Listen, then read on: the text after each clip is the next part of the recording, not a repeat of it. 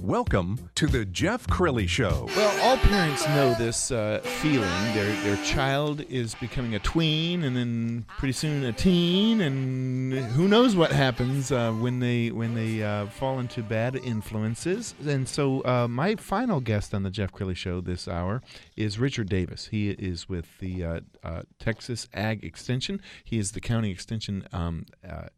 What is your full title? County Extension Director for the Texas A&M AgriLife Extension Service. And you are a reoccurring guest, a returning guest, if you will. And the last time we had you on, we were talking about the idea of, everybody thinks about ag extension as being somehow rural, and yet it's very involved in cities. And you've got a youth summit coming up that really addresses some key issues. Yes, sir. First of all, I want to say, Jeff, it's an honor to be back on your radio program, 1190. And we also are grateful for the good work, campaign advertising work that Real News PR is doing for us. Thank you. We appreciate that. When Duke Ellington wrote his music for the 1956 Newport Jazz Festival, he opened up saying, "We have prepared a new thing." And I'd like to say that about Extension. We have prepared a new thing. As you suggested, most of the time when people think of agricultural extension, which exists in all 50 states and every county in every state, they think about livestock. They think about, growing vegetables or gardens and things of that nature, or the master gardeners.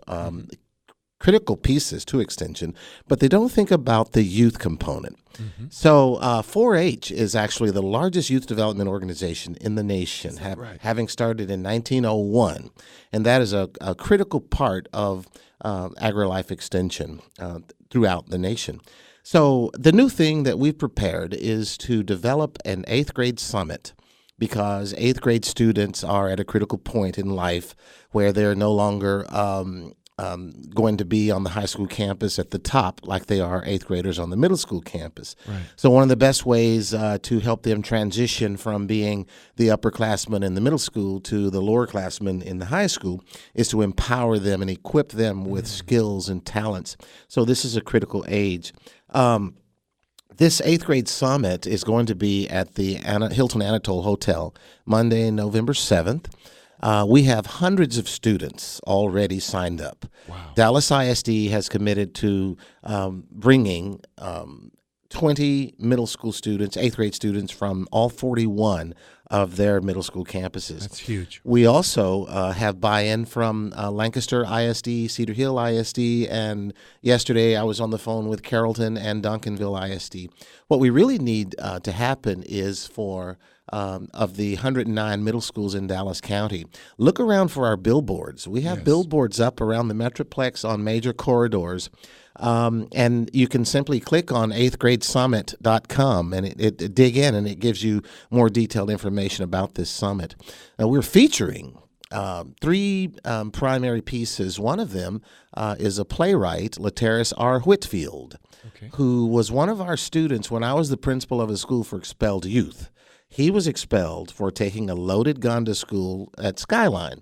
Wow. And when Lateris was expelled, he was sent to the school where I was the founding principal, the Learning Alternative Center for Expelled Youth. And we put Lateris in a play.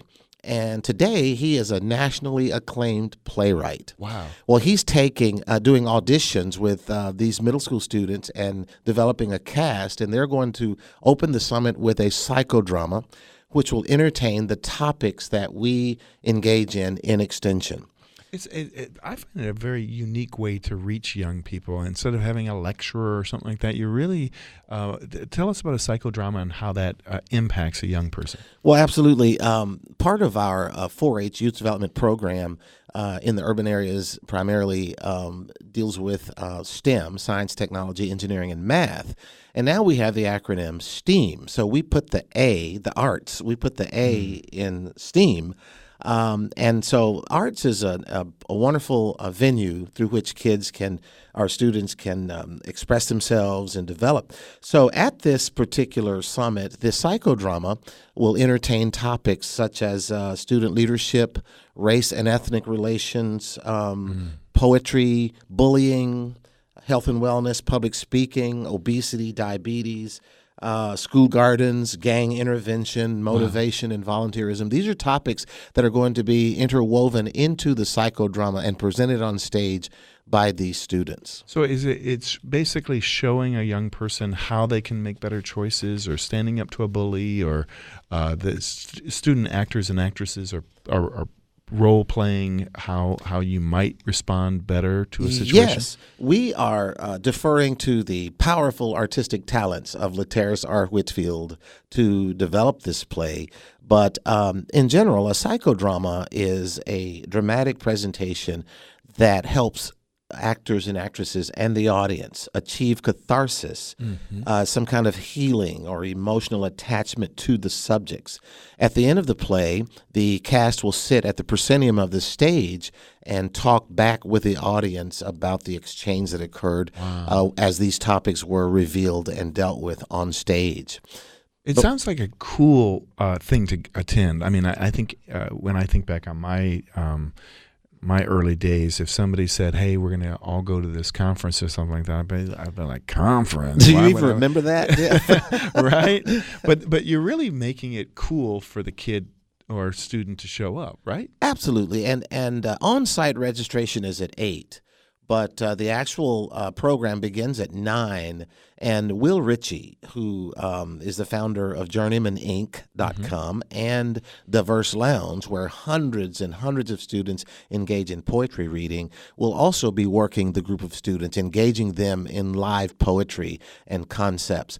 And then we have Jen Bricker from Los Angeles, who is an aerialist, an acrobat with no legs. Wow. She's going to end the summit with a presentation, an inspirational presentation for the youth. Now, included in the summit is the possibility of being enrolled in 4-H for a whole year. Part of the fee that schools are paying for students to attend includes enrollment in 4-H, development of leadership organizations and clubs on campus, on their campuses, but also it includes their breakfast and their lunch and T-shirts and things of that nature. So it's well worth the investment. We're, by the way, Jeff, if I can say this, still looking for sponsors. Awesome. We have, wonderful contribution or gifts from Atmos Energy, from Texas Health Resources, That's great. And other Centurion American. But if you're out there, I welcome you to look at 8thgradesummit.com, and there's a phone number on there. And just contact us if you'd like to make a gift, because some schools don't have the funding to send the students, and these are middle schools. So we can take that support if you want to, if you're so inclined. And do you find that 8th grade is one of those years where the student can go either way? They can go on a good path or a not so good path? Well, absolutely. I don't have time to get into it, but Erik Erikson's 8 Stages of Man theory talks about that critical age when students are reaching puberty or have done so. So their biopsychosocial development is in transition. This is a critical age when peers may have more influence with youth than their parents and then teachers. So it's critical to inspire them in positive ways. They're good people. They just need good direction. And the student can't actually, go to the website and apply. The school has to send them. Why don't you explain the Absolutely. how that works? I must tell you, we have sent out all kinds of communication, email, letters, telephone calls to the 109 middle schools in Dallas County. That includes 17 public school districts in Dallas County that we serve through our extension office. So if students or parents see these billboards or want to know more about it, all they need to do is ask their schools. The schools have been given this information because it's the schools that would have to find the budget to pay and transport the kids to the event. But it's at the Anatole. It's a very expensive venue. Sure. So when the school is making a decision on whom to send, is it the best and the brightest? Is it the troubled? Who are they sending? Glad you asked that question. It is not the best and the brightest only. I've asked principals to select and counselors to select students who may not be motivated, because you can have a 100-link chain, 98 links can be strong and 2 weak links. It's going to break at the weak link. Yes. So we don't need all very strongly motivated students there. We need students who are undermotivated. I call them challenged but talented. We need students who have special needs, cross-gender, cross-ethnic relations. We need a diverse population of students because we want to inspire all students. And I think, Richard, maybe you agree with me that I think it's tougher to be a kid than it was when we were growing up. I mean, there weren't as many, I'll call them distractions or peer pressure or the internet and social media and cyberbullying. I mean, it just seems like kids are not it's tough, isn't it? Well, I don't want to offer correction to you, my good friend, except to say that gleaning from my degree in sociology, what I've learned is that, relatively speaking, it was difficult for youth back in that day. I think a critical difference today is the easy accessibility and the quickness of information, the quickness of influences that can be positive or negative in students' lives. And so students have to be able to think quickly on their feet because they can be inundated with such powerful technology. Right. That's a difference. That is But a the difference. psychosocial issues tend to be the same cross-generationally. One of the things that I heard from another guest one time was that, in the old days, you had the bad group of kids and the good group of kids, and they hung out amongst each other.